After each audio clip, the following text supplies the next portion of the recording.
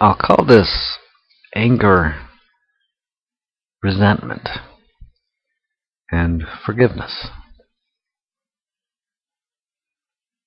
I had written a blog called A Curious Euphoria, originally written in October of 2009, and in March of 2012 I put it on the front page of my blog, and Elle from Planet Reiki, a lady named Elle, said in reply, "We have to be aware of anger and its purpose at the moment it starts to emerge. We need to ask, what is anger giving us at that moment? Then we can release it consciously without having to express it." And Elle's comment there it involves some curiosity, of course. We need to ask, we have to be aware, and so on. There's some curiosity in it. However, while it is a somewhat common orientation amongst the New Age subculture, I do not find it consistent with the ancient spiritual traditions that have had lasting value to so many humans throughout so many centuries. I believe what Elle is asking is we have to be aware of the specific purpose of anger at the moment it starts to emerge. And of course, to say we have to be aware of it, that's a completely optional way of relating to anger. So this piece, anger, resentment, and forgiveness, I'll be detailing my response to her and briefly relating to anger as an expression of genius, the genius of biology, the genius of God, if you like the word God, the genius of life, your own genius, the genius of other people's, to really be open to appreciating anger and to distinguish anger from resentment, a lingering anger based on some story about the past. Or we could say that anger is a very broad category in language, and resentment is one type of anger. The sudden anger, you might even say rage, or any instant reflexive, reactive anger, that's distinct from resentment, which takes time and energy to produce. And resentment may also be an expression of genius. However, it's distinct from mere anger, and then further distinct from these is forgiving as well as condemning.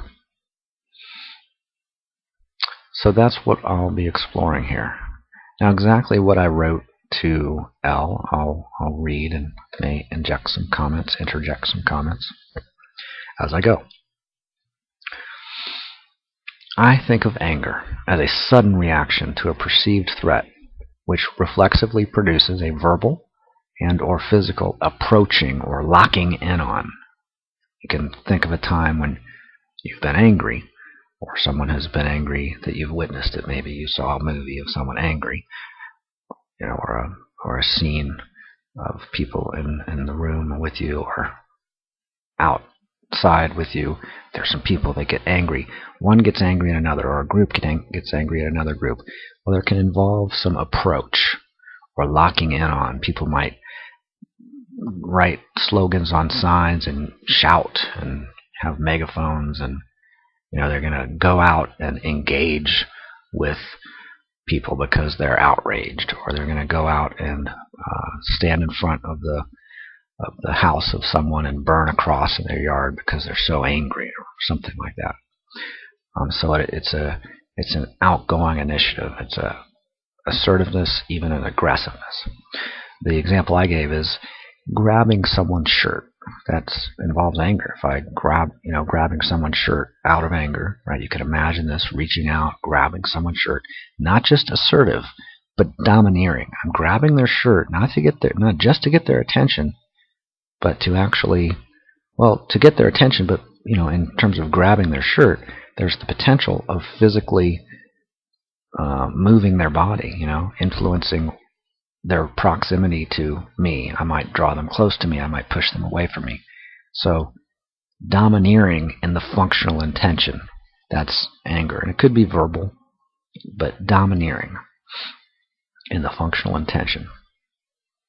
So we could say, in fact, that anger and domineering or domination go together. So I may grab someone by the shirt and then attempt to move them out of the way of an approaching car with an intense concentration of force. I'm quickly and suddenly going to grab them. I'm not going to, talk to them about it, discuss it. I'm just going to grab them and yank them out of the way. I might say with a rush of adrenaline and focus, get out of the way, get over here. Listen, why the hell did you not look for traffic first? You scared the hell out of me just now. So that would be an instance of anger. So anger, as I mean the word, is sudden and sharp and spontaneous. As for the kind of pattern that Elle was referencing in her comment, that might be resentment.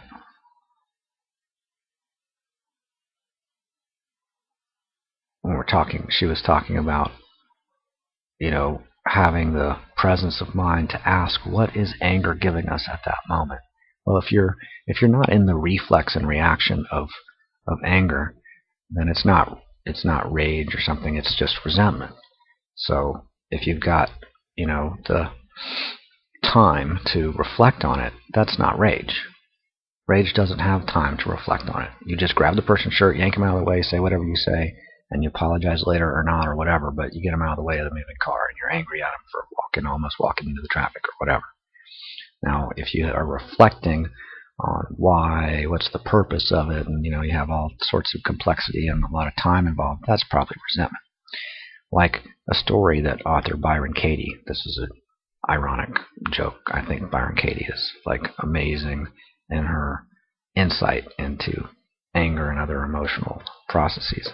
But resentment could be like a story that Byron Katie tells herself about the way the past should have been, but may not have actually been. And then the sense of an ego and fear arises with a statement like, I am so angry about what you did not do last week that you should have done. So that, requires a bunch of language to produce resentment. Anger doesn't require language to produce the anger. There may be anger that language that arises with the anger, but you don't have to tell a story to be angry. You have to tell a story to be resenting. So if there's an awareness of a lingering anger or persisting anger with the identifying of an alleged particular trigger or source, what they didn't do that they should have done, what they did do that they should not have done, then that may already be resenting with blaming and shaming and so on, not just anger. So that resenting is a much more complex thing than just mere rage. And in many ancient spiritual traditions, there are instructions to focus away from such resenting and instead focus towards one's own conscious presence. Like this instruction. Notice, who is the one who is aware of the resenting and the thinking of the past? That may even mean withdrawing from, to do that kind of meditation or shift of focus. That may even mean withdrawing away from a recurring trigger, as in turning away from evil or turning away from the disturbing pattern referenced as the trigger or the evil or the thing that should not be. So to go meditate in a quiet place, such as a church, implies to retreat from any stimulus that may be irritating or annoying, such as to be in the house where I live, where there are many reminders of my child who died soon after getting run over by a car last week. So I see all these,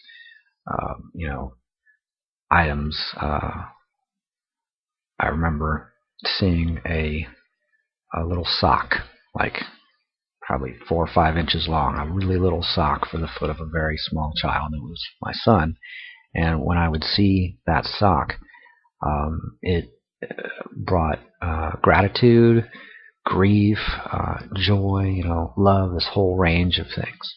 And I actually, rather than turn away from that, at a certain point in grieving, and I didn't lose my son to a car wreck when he was an infant, but there was a separation physically and geographically, and so I ended up, I took that little sock and I made it into, kind of a token or a totem, and I kept it as a keepsake and as a reminder to re-stimulate myself. So that's to give myself access to emotion. But there are times when emotion can be unwelcome or overwhelming, or such a functional interruption to everyday life that it may be best to withdraw from such triggers. So if there's a reminder of a child that died last week in a car wreck and it's very intense, then it may be best to go away from the home where there's all those reminders and go to maybe not even the church where you went with that child, but go to a different church. Go take a small vacation and get away for a little bit and have some time to process and relax without having the intensity of the triggers arise, especially if rage and resentment are triggered. Because in many cases, resentment isn't going to bring back a child. It's just, it can be very functional to retreat to that quiet place with no triggers and meditate or have a conversation. You could, go on a walk in a park and pet a dog and talk to strangers. That can be very therapeutic, so to speak. So even to be, if your child's died the prior week from a car wreck or something, just to be around traffic, automobile traffic, may even be a trigger for grief and rage. Any number of things can stimulate us in ways that we might choose to avoid. So that withdrawing into meditation, escaping into watching a movie. Some people, will escape with eating or some other kind of chemical, sexuality, all sorts of forms of escape. And some gambling, some are better than others in the sense of meditation as a form of escape. Typically doesn't have any major drawbacks. It's not expensive. Reading a book, studying spirituality, that kind of escape is a development of something. It's a learning and education process, distinct from just, getting drunk or something, where nothing really, it's something more of a numbing to get drunk. It doesn't get to it like paces the emotional release. So it's not wrong to slow down the pace of emotional release with some numbing or some distraction or diversion. But the point is, if there are triggers, to remove oneself from the triggers, or to even remove one's sensitivity to the triggers, like turn off the lights, close one's eyes,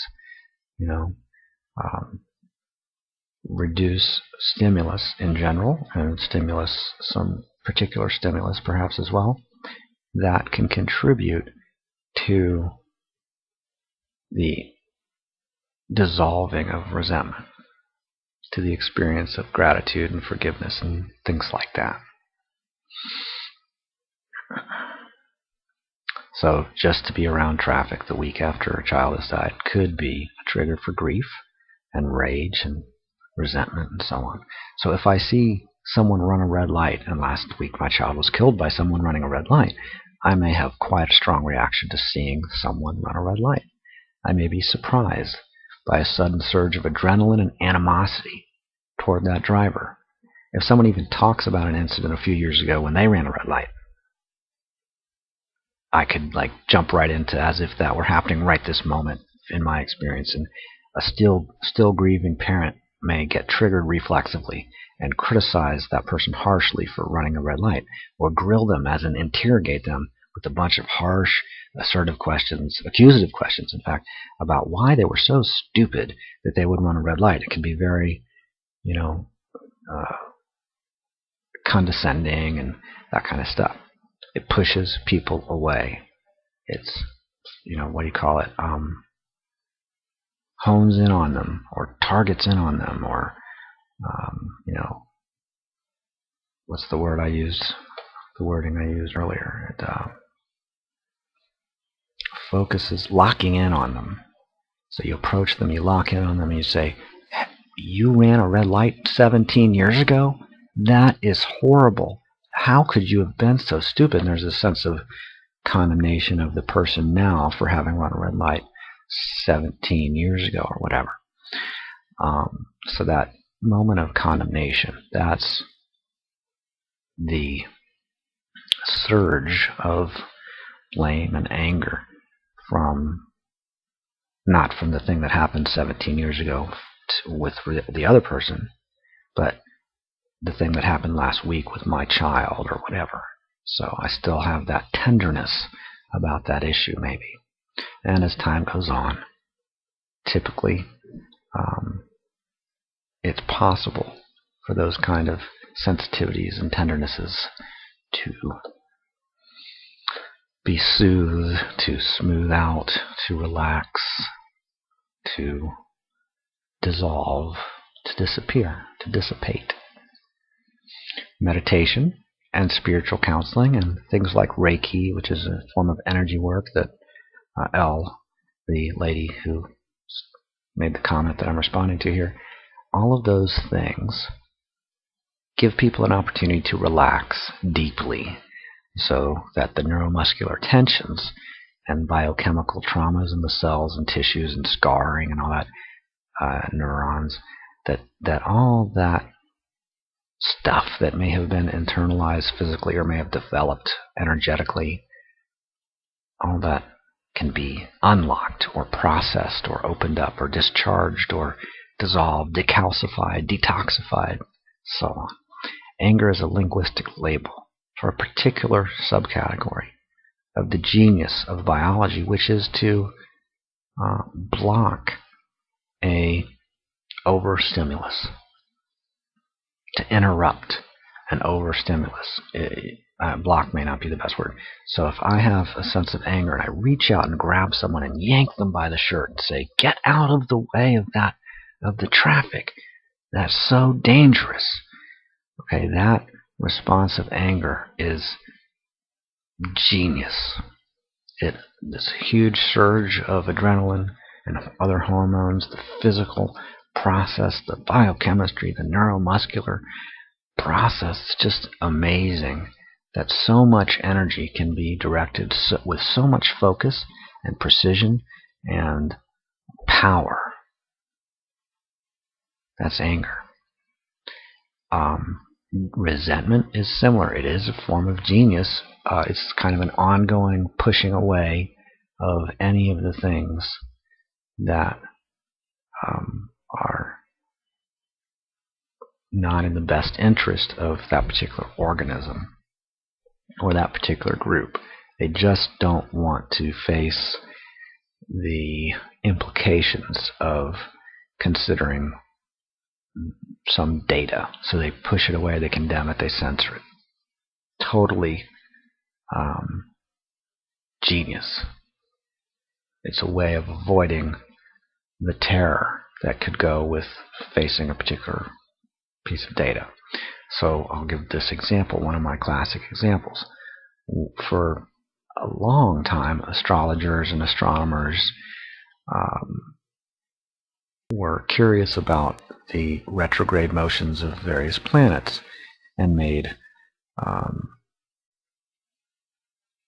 assertions that there was a model of how the different heavenly objects were moving, and that model involved the sun at the center of the system of all these moving bodies, rather than the Earth at the center. Now this model, this heliocentric or sun-centered model, was strictly forbidden. People were killed over or were threatened with death for talking about this, and even suggesting the possibility that the official church position in the case of the Holy Roman Catholic Empire and Inquisition and so on, suggesting that the official Roman Catholic position might be inaccurate. So astrology was condemned outright. People who asserted the heliocentric model of astronomy were threatened with death. People wouldn't do business with them. They would be arrested. In particular, Galileo, if you know the history of Galileo, he was arrested. He was warned harshly. There were a series of different levels of punishments and interventions done over time, some of them involving killing people, some of them involving burning books, things like that. There was an intense reaction, and in other blogs of mine I make reference to the fact that this is maybe unfortunate, but it's completely human, and it does present a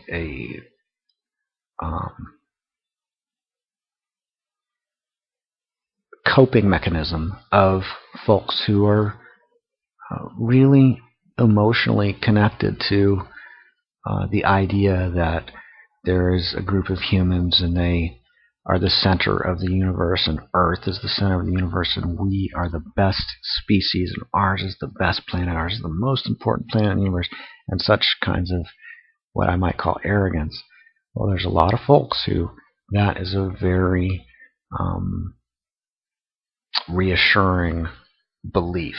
It might be fantasy, it might be foolishness, but in a moment it's reassuring, kind of like the Santa Claus myth or any other myth might be reassuring to someone.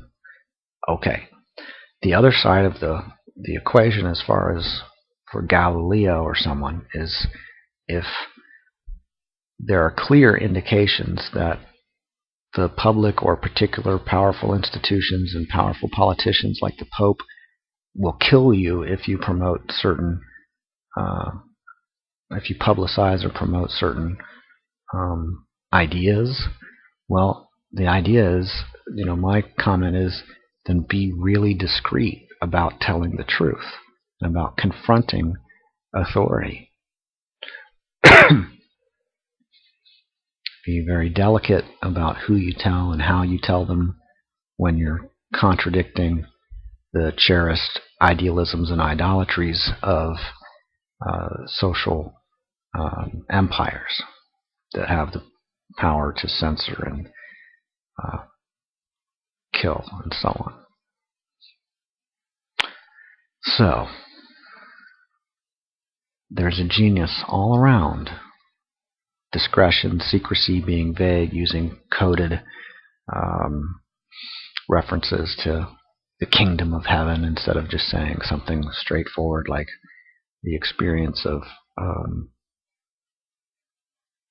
peace and calm and wisdom. If we just go around talking about wisdom, well, that could be offensive to people. So if we say something obscure like the kingdom of heaven, may not trigger such jealousy and animosity, and people who are in a different mode. And I'll get to some of the different modes later as I talk about fundamentalism and fanaticism and the tree of the knowledge of obsessing over what's good and what's evil. I'll get back to that. So let's shift here.